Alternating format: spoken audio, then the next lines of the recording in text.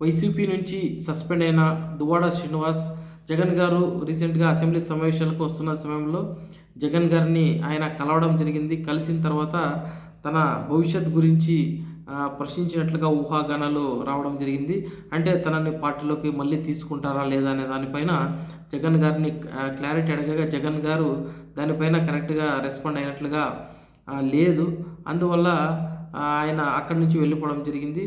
అంతేకాకుండా రీసెంట్గా వైసీపీ పైన కొద్దిగా వ్యతిరేకంగా మాట్లాడుతున్నట్లుగా కూడా మనం గమనించవచ్చు.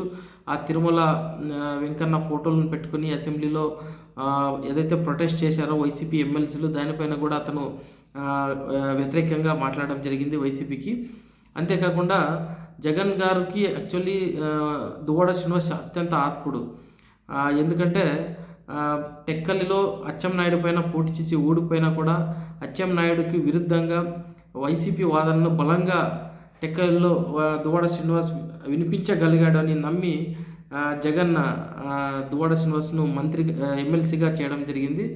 అయితే గవర్నమెంట్ పడిపోయిన తర్వాత దువ్వాడ శ్రీనివాస్కు అండ్ ఆయన వైఫ్కు వానికి ఇద్దరి మధ్య జరిగిన రచ్చ ఏదైతే ఉందో అది రాష్ట్ర వ్యాప్తంగా సెన్సేషన్ అవడంతో పార్టీకి అది దెబ్బ అవుతుంది అని ఆలోచించి వైసీపీ అధిష్టానం దువ్వాడ శ్రీనివాస్ను పార్టీ నుంచి సస్పెండ్ చేయడం జరిగింది. అయితే అదందరూ తాత్కాలికంగా ఆయన సస్పెండ్ చేయడం జరిగింది అని అనుకున్నారు. ఇన్ని రోజులు ఎక్స్టెండ్ అవుతుందని దువ్వాడ శ్రీనివాస్ కూడా ఊహించి ఉన్నాడు. సో అందువల్ల దువ్వాడ శ్రీనివాస్ జగన్ గారిని కలిసి అడిగినట్లుగా తెలుస్తుంది.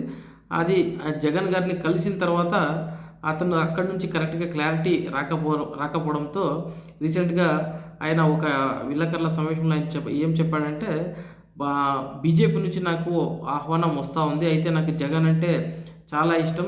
జగన్ గారి కోసం నేను పనిచేయాలని అనుకుంటున్నాను. అందుకే వెయిట్ చేస్తాను అంటూ కూడా ఆయన సంకేతాలు ఇవ్వడం జరిగింది. నాకు వేరే పార్టీల నుంచి హామీలు వస్తూ ఉన్నాయి. సో ఒకవేళ ఇక్కడ తీసుకోకపోతే నేను బీజేపీలోకి వెళ్తాను అనే విధంగా ఆయన చెప్తా ఉన్నాడు.